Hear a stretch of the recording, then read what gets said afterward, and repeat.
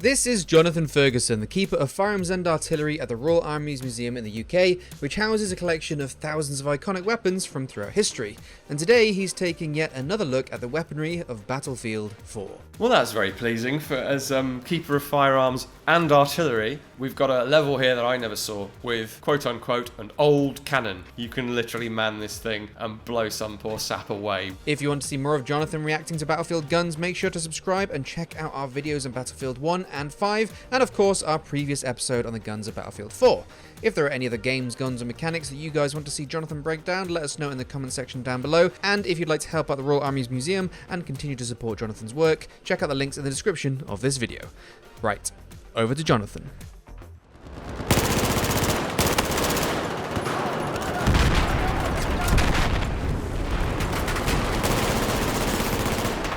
Now, we've seen the French FAMAS assault rifle on the series before. There's a two-tier system established, as there was for many nations' primary infantry rifles. So you had the Felin, so networked warfighting and all of that. So you had quite a bulky-looking, improved version of the FAMAS. That's not what we see here. What we see here is the sort of, this is not to knock it in any way, but the budget option. So the very basic modern warfare improvements. I mean that in the sense of actual modern warfare, obviously not the game. The sort of famous bugle style carrying handle was essentially cut off, and the Picatinny optical sight rail that you can see in the game fitted in its place. So it gives it a rather a different profile, a little bit less bulky, but the most important thing is it allows you to mount different optics, which we see in this clip. So something I noticed here is the traditional FAMAS had a convertible ejection. Being a bullpup with the working parts at the back of the gun, you can't fire it from the left. As a left-hander, you can't easily shoot a bullpup from the left shoulder because of the hot brass being kicked out of the gun at high speed is not a good look for your face. But what we see here is the cheek piece is fitted to the right side of the gun and the ejection port is open on the left, meaning that this is set up for a left-hander. So I think we've got a bit of a legacy issue of Battlefield's weird relationship with firearm case ejection that we've covered in previous episodes. Going back to Counter-Strike, we discovered that it's set up for a left-hander, but it's being used by a right-hander.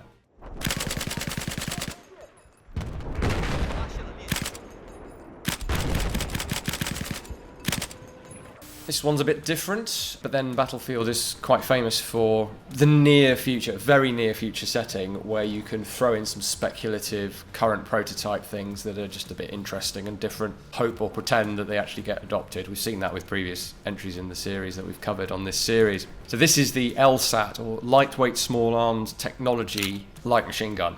This specific program kind of did its job and disappeared into the background. This was a much more of a speculative technology advancement program. The technology that Textron have pioneered in the weapon we're seeing here is really important. For a long time, we all thought firearms technology had plateaued, leveled out. The idea was, let's go to polymer-cased ammo, cased telescoped ammunition. This had been successfully fielded in artillery, and the next logical step was to put it into small arms. That's what the LSAT machine gun was all about, and it did the job. And so what you see feeding into the gun are plastic cylinders with propellant in them, with a primer on the back, and the bullet buried in the round. And this requires whole new sets of technology for feeding, extracting, and ejecting, because you haven't got a conventional tapered metal case with a rim on the back. And companies like Textron and a couple of others are, if they haven't nailed it, they are very close.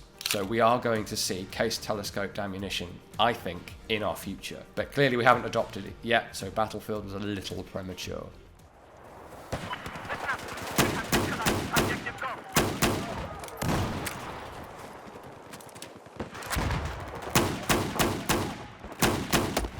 We've got now the Chiappa Rhino. So this is one of a very few revolvers that, if you haven't spotted, is a bit upside down. Or rather, the revolver fires from the bottom chamber, which means the barrel is set very low. It's recoiling more straight back into your hand and into your arm, and so depending on technique, it's much less likely to rise between shots and you don't have to muscle it down back onto target to get your sight picture back. So it does have a practical advantage. It isn't just a cool looking gun, although it is a cool looking gun. And I think it's primarily because it looks cool with that flattened sides to the cylinder, the upside down barrel, the distinctive silhouette. It is cropping up all over the place now, and it fits that trope of the Magnum revolver, because it is, or the standard chambering at least, is 357 Magnum, and that's what it's shown to be in the game. But curiously, the gun is called, I mean, partly for legal reasons obviously, SW40, which has to refer to 40 Smith & Wesson, which is a self-loading pistol cartridge, which is I think, elsewhere in the game in a different gun. If you look very closely, it's actually 40 Smith & Wesson, or something close to it, that is going into and falling out of that revolver when you reload it. It's definitely not a rimmed Magnum revolver cartridge. So I presume they slightly cheaped out on acquiring another cartridge model, or maybe it was a mistake. I don't know. I hesitate to criticise people who've put in thousands of hours of work into a game like this, but it's a nitpick. The eagle-eyed will have spotted that the hammer doesn't move. That's actually correct. And the hammer is not a traditional hammer. It is more like a non-reciprocating cocking handle on a rifle, if that makes sense. So you use it to cock the weapon, but it does not reciprocate between shots. So overall, a pretty good representation of the Rhino. It's just chambered in the wrong ammo.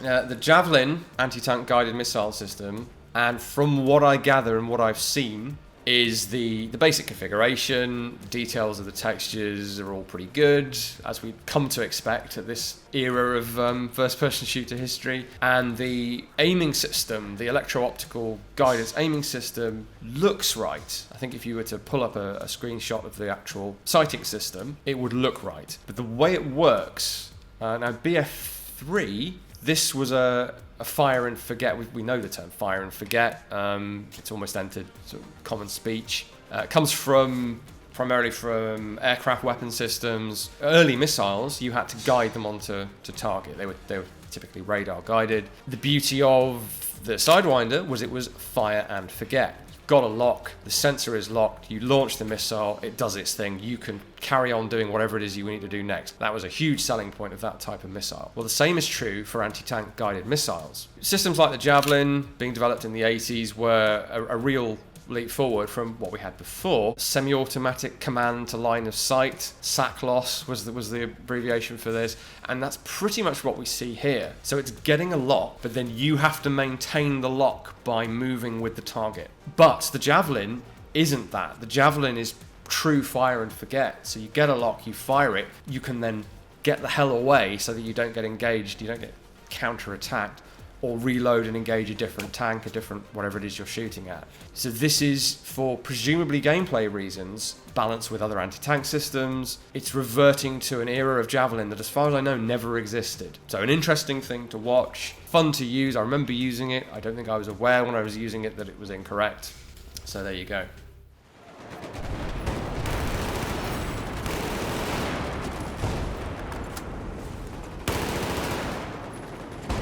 Got here a new iteration of, I guess, a battlefield favorite at this point, the Russian AEK 971. And Russia keeps returning to this idea of balanced recoil, or the balanced action, which is at the heart of the AEK 971. You've got a reciprocating mass at the front of the weapon going forwards, cancelling out the reciprocating mass of the bolt carrier going backwards. And if that's done correctly, the only recoil left is the recoil created by the cartridge firing. So all of that about balanced recoil is to say that doesn't seem to actually be represented in Battlefield 4. There seems to be a fair bit of recoil based on the dispersion ticks on the screen and the way it's handling. This thing does have recoil, so it's the way it's balanced in game does not really reflect its real world role, where if you had your pick of rifles, you might pick it if you wanted to deliver accurate bursts of automatic fire, because the balanced recoil system helps with that. Here, the gun's not doing much other than looking cool.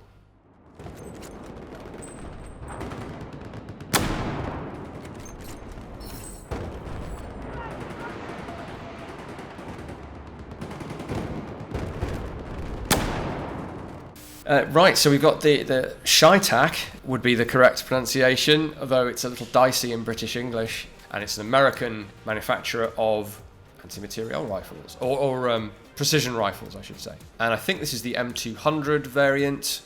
It has that kind of distinctive silhouette, I think is why it's so attractive. The thing that's caught my eye here and has pinged dim memories of playing BF4 is the upgrade that flashes up right at the end there. So, and I know this isn't unique to the intervention. So this upgrade that popped up is nonsense. It even shows you a picture of the bolt. Quite a good rendition of the intervention's spirally cut bolt. That's a turn bolt. That's literally what they're showing you in that icon, but they're calling it a straight pull. So this just isn't possible. Bolt action rifles are designed around a turning, locking bolt. To make that work with a straight pull bolt, I suspect you could design a conversion system for a bolt action rifle. For all I know, someone has done it, but it would not be economically viable. It's not tactically necessary. They are used today as precision rifles. You don't need a straight pull bolt in a precision rifle. In the game, of course, it's just an upgrade. It's just a nod to something from the real world, and it means you don't have to take your virtual face off your virtual gun stock. So, but I acknowledge that coming up with viable game upgrades to bolt action rifles is extremely difficult beyond scopes, bullet drop compensators, laser range finders, things that you could bolt onto the weapon. Anything that's inherent to the weapon, realistically, it's not going to change in military service. So they have massaged it and they've taken inspiration from the real world and crowbarred it into this weapon where it has no place being.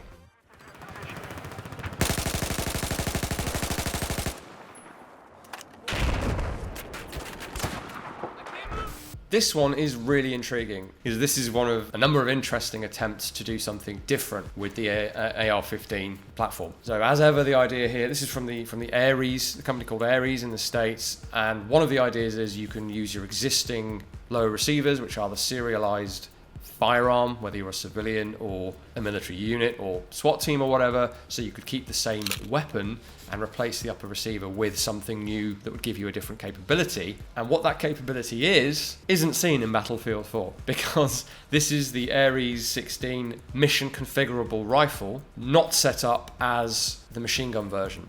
So it has the upper receiver that allows for a belt-free top cover to be fitted, but it's not fitted in the game. So you have hints of what it could be, but it's still in its rifle configuration. The idea here is that you can replace the magazine with a belt box, a machine gun belt box, 5.56, fit that to the magazine well, just as a convenient holder, and then feed in your belt of ammunition into a belt-free top cover. So it adds a whole sort of layer of modularity to the AR-15 as a weapons platform, if we can call it that. So what it boils down to is just a cool, different assault rifle.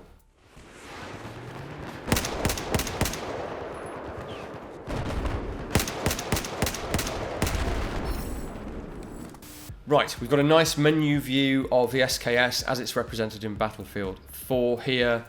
So I've immediately grabbed one of our SKSs to do a bit of a comparison. So this is actually, both of these, believe it or not, are the M59/66. Those numbers relate to the year of introduction and modification, and the country in question is the former Yugoslavia. But you can tell a Yugoslav M59 from the front end of the rifle. It's got the grenade launching spigot on the front. This is not a fancy flash hider. This is for slipping the tail of a rifle grenade over onto there, and then you load the weapon with grenade launching cartridges. So that explains the differences up here as to why it's different to the SKS, and why Battlefield has taken the trouble to represent a different variant.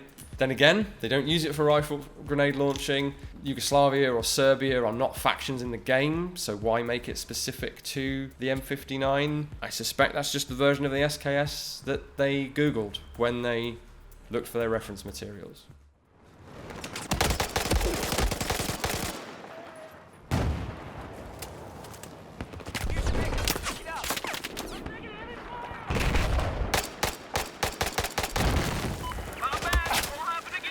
Yeah, this is another weird one.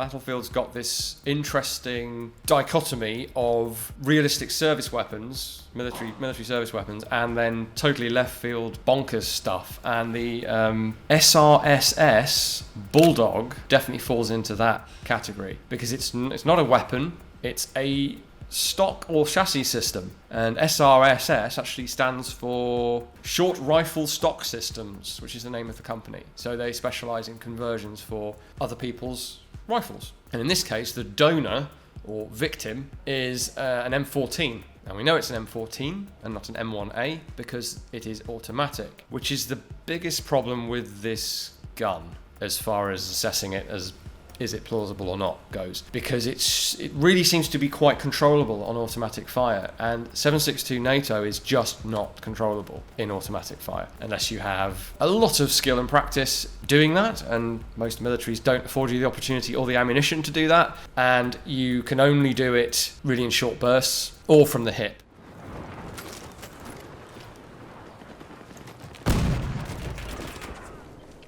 Well, that's very pleasing as Keeper of Firearms and Artillery, although I often stress I am much more of a small arms specialist. We've got a level here that I never saw playing BF4 of an old fort with, quote unquote, an old cannon. And it's not just there for decoration as they typically are. You can literally man this thing and blow some poor sap away with presumably a large piece of shot. I don't know what that's meant to be, like a 9-pounder or something, maybe even a 12-pounder. Can't really tell. Didn't get a good look at how accurate it was as a representation of an old piece of artillery, but it's a muzzle loader cast, a classic cannon, what everyone thinks of as a cannon. Your Civil War, American Civil War, Napoleon, something of that nature. Well, that was a little bit more advanced, but essentially the same thing that we'd been using for hundreds of years at this point. So really quite a primitive weapon to be taken out with, and I dare say a little bit of humiliation bonus for doing so.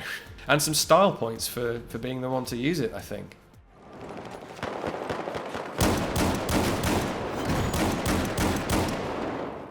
Yep, it's our old friend, the Armstrong Striker / Protector / Street Sweeper, all basically the same shotgun in slightly different variants. As we've established on the series before, much more of a movie gun than it ever has been a real world gun. What's interesting though is the modification that's made in this clip. So we actually have the duckbill attachment, which I don't think I've seen for this type, but it would be easy enough to make. Perhaps someone already has, for all I know. So the original version of this idea was much more of a vacuum cleaner kind of nozzle, flattened. This version is simply two sort of metal tongues, top and bottom, and then open at either side. What both systems do is constrain the top of the shot pattern, and they sort of funnel more of the pieces of shot into a lateral spread, and more shots going sideways than it is up and down. Why? Well, it gives you greater hit probability because you're typically going to be aiming at chest height. And so this does perform pretty well how they do in real life. Maybe a bit too efficient, but it does a pretty good job for a video game. And it even indicates to you in the aiming reticle that you're going to get this elongated oval shot pattern.